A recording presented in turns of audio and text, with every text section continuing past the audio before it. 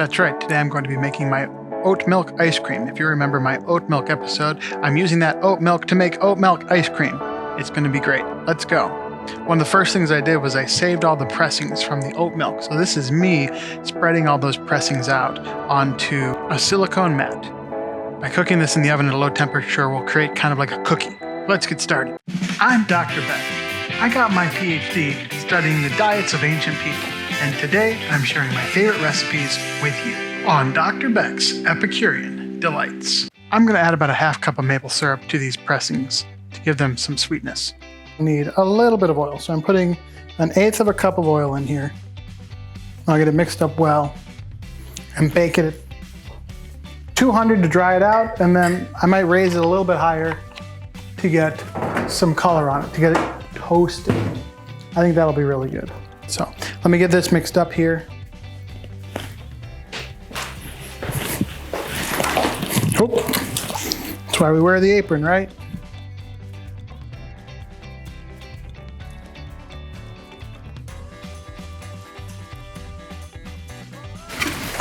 Here we go. So I'm back. As I was thinking about that oat milk, I started thinking about breakfast cereal or warm oatmeal. And I thought, how do we invert that? How do we switch that on its head? How do we make it something fun and exciting? And I thought, ice cream. So I'm going to make an oat milk ice cream.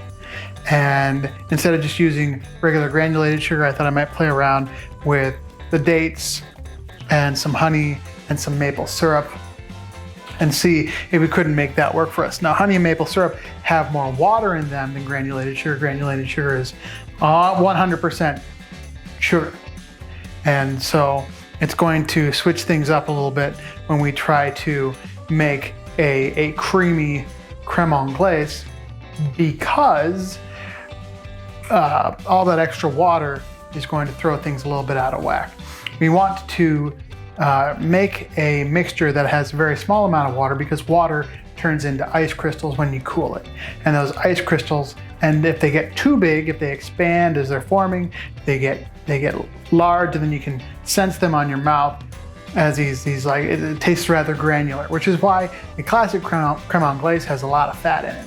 Oat milk does not have a whole lot of fat in it, so we have to compensate for that as well. So I am going to try to make something that works. Now, I did notice when I tested heating up the oat milk that it has a tendency to coagulate as well, which might work in our favor. It actually sort of sets up kind of like a pudding, and that might be really good for us to prevent the formation of sugar crystals. Anyway, or of water crystals. Anyway, I have 6 egg yolks right there, and I'm going to get these in my mixer. I should say at the very beginning that you're probably going to need a ice cream machine. If you don't have one, this really isn't going to work out for you.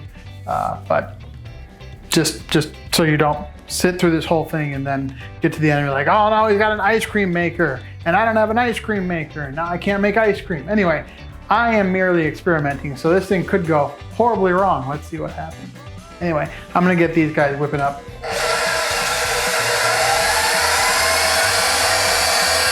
And then I'm going to add a half cup each of my maple syrup and my honey. Okay.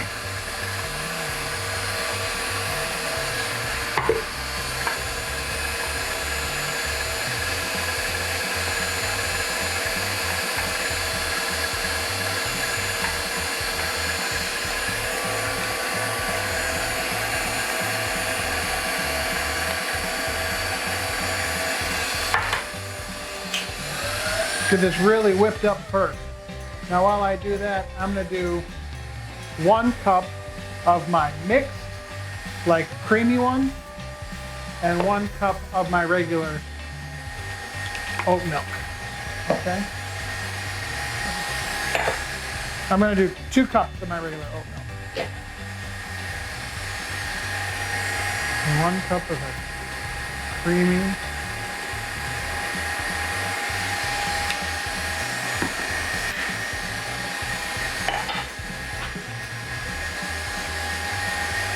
2 cups of the regular.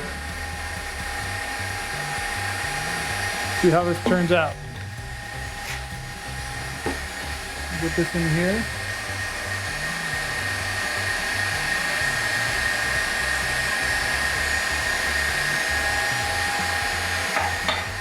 And now I'm going to add some tahini paste and some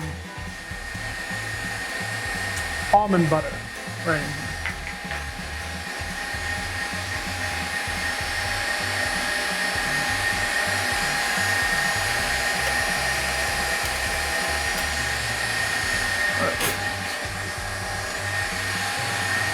No, where's this one?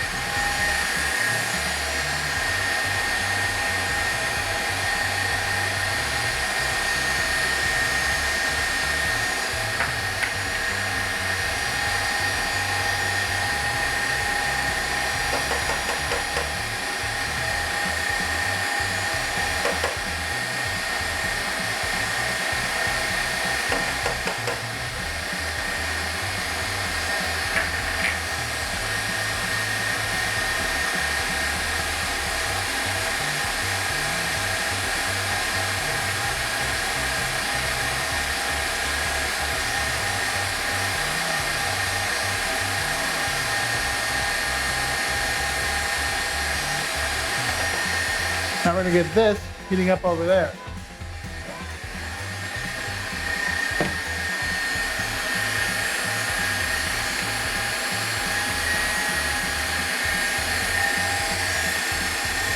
And while that's going, get this guy. Here's that milk mixture, that oat milk mixture. We're going to stir it up and get it sort of heated up and mixing together. We're going to constantly agitate it so that we don't burn anything, but really we're just trying to get the heat up so that we can incorporate the egg yolks later, the egg yolks that have been mixed with all the sugar mixture. So it looks like we're getting our oat milk up to a desired temperature that will allow it to set up a little bit. And now I think we can add the egg yolks and continue to heat it a little bit, just to get to a temperature where we can ensure the egg yolks will be safe for consumption. And then we're gonna have to cool it off in the refrigerator so that we can then start making ice cream out of it. All right, here goes. Like any classic creme anglaise or ice cream base, we need to add the hot milk mixture to the room temperature egg yolks slowly so that they do not scald or cause the egg yolks to bind up or solidify. You know, like when you cook when you hard boil an egg, you get a hard egg yolk at the end. We're trying to bring it up to temperature slowly so that we don't get that. So we'll get this back on the stovetop, and really we're just trying to heat up this mixture to make sure that the raw eggs that we're using are safe to consume. So we're going to get it on the stovetop, and we'll be constantly agitating it so that we don't have any hot spots, so we don't get any burned points, because this is very thick and it's very easy to burn. So we'll just keep this moving around here. I might even need to switch to a larger pan or a pot so that this doesn't overflow. In fact, an interesting thing occurs during this is that it actually swells up and increases in volume. But this next step here, I'm straining it through a strainer. Now we're very careful to try to keep the egg yolk from getting too hot or getting it too hot too fast so we don't get any clumps. But it's always a good idea to strain it anyway, just in case something happens, just in case there's any little bits of stuff in there that we don't want to eat. So now I'm going to get this in the refrigerator, and we'll let it cool down so that we can put it in the ice cream maker. We want to get it as cold as possible without freezing. A refrigerator is a really great way to get it down to 45, 40, which is a great temperature before we begin putting it in the ice cream maker. 2 hours later. So after a few hours, the liquid is cool enough that we can make it into an ice cream. It's good to have it cool enough so that it begins freezing immediately once you get it in there. This is my little ice cream bowl. I might have more liquid than I need. Here's the paddle. Put the paddle in. Pour the ice cream in. They tell you not to go to the top because it might expand as you're doing it. So I'm gonna have a little bit left over, but I'm sure I'll find a use for it, whether I try to make more ice cream or find something else to do with it. We'll see what happens. Anyway, I don't know if this is gonna work, but we're gonna try it out. I have some mix-ins, but we're gonna wait until this begins to freeze, and maybe we'll even wait until it's completely turned into ice cream. But I used the dried pulp from the oats to make these little crispy bits. Can you hear that? They'll be very good. And then I have some cut up dates that we're gonna mix in as well. So this whole thing goes in this little reservoir here. Push it down, put a little lid on. The lid doesn't really do anything except keep dust out of there. I have it set for hard. There's basically two settings on here, hard and soft. And it basically, if you set it to hard, it will run a soft mode where the little paddle in there turns around as it's making the ice cream. And then when it gets to a certain temperature or time limit, the paddle will stop and it'll just be cold. There's a little condenser in here that makes it cold, which is what I like about this machine. So here we go. And now, 52 minutes from now, I will have ice cream.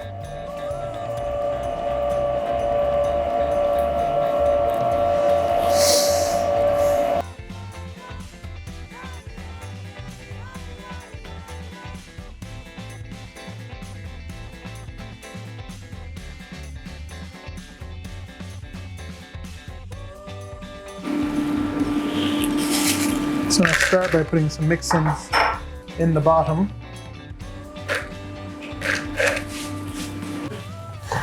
And then try to get all this. We'll do like a good portion of it in there. And then some more mix-ins. And then another nice big scoop.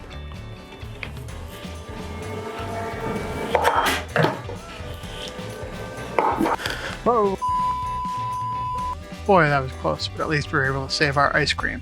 I'm just gonna get this filled up and then we'll stick it in the refrigerator overnight so I can see just exactly how hard my experiment gets when at maximum freezing temperature. I know, the waiting's the hardest part.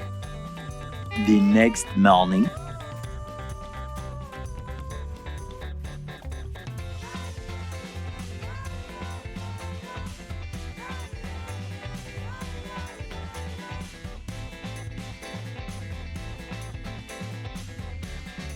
And just like that, I have an ice cream, or I guess an iced oat milk,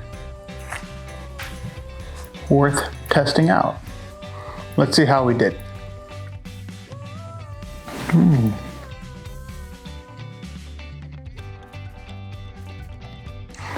That's very good. It's still kind of soft, even though I let it sit in the freezer overnight. I wanted to see just how hard it could get. And it's still kind of soft, which is good. It sort of has the texture of soft serve. It's very sweet. I probably could have backed up off of the sugars that I added, the honey and the maple syrup a little bit. Even though it has a tablespoon of almond butter and a tablespoon of tahini or sesame seed paste, it's not overpowering the flavor. You can definitely taste the maple syrup and the floral notes of the honey.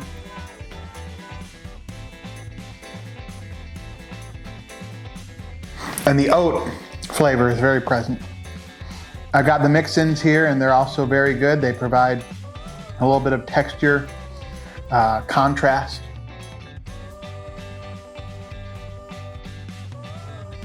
I love it. I consider this experiment a success. I'll put the instructions to make it yourself in the show notes, and I strongly encourage you to try it out. And while you're checking out that recipe, you can go and subscribe and like the video and let me know what you think. All right, that's it for this episode of Dr. Beck's Epicurean Delights. I'll catch you next time.